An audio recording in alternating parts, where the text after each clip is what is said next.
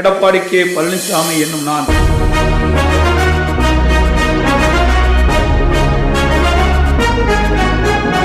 பாத்தீங்கன்னா ஸ்டாலின் புதுசா கண்டுபிடிச்சிட்டார்.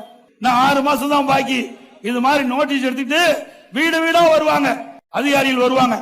இதுல எல்லாம் பல திட்டத்தை அறிவிச்சிருக்காங்க. இதெல்லாம் சொல்லுங்க, உடனடியா தீர்த்துடணும். அப்ப 4.5 வருஷம் என்ன பண்ண? ஏன் இந்த பிரச்சனை எல்லாம் தீர்க்கல? மக்கள் கேட்கிறாங்க. மக்களை ஏமாந்துடாதீங்க. இப்படித்தான் எதிர்கட்சியா இருக்கும் போது ஊர் ஊரா போய் ஒரு திட்டு கண்டா பெட்ஷீட்டை போட்டு அமர்ந்துக்கிட்டு உங்களுக்கு என்ன குறை, அந்த குறைய கடிதமா எழுதி பெட்டியில போடுங்க.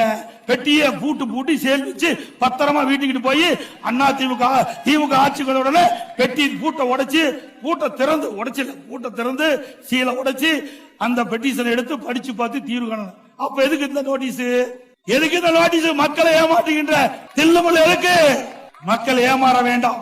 ஏன்னா 4 வருஷத்துல ஏன் இந்த பிரச்சனை எல்லாம் தீர்க்கல? இன்னும் 6 மாசத்துல தேர்தல் இருக்குது. அதனால வேற வழி இல்ல.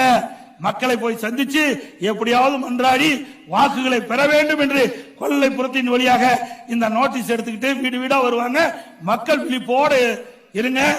அதுவும் தொலைபேசி எல்லாம் கேட்பாங்க. தொலைபேசி என்ன கொடுத்துட்டீங்களா? போன் பண்ணுவாங்க. நீ வெளியூர் இருக்குன்னு சொன்னா வீடு போது தூக்கிட்டு போயிடுவாங்க. போடலாம் போச்சு. உஷாரா இருங்க. உங்களோட ஸ்டாலின், நாங்க மக்களோட இருக்கிறோம். மக்களோட இபிஎஸ்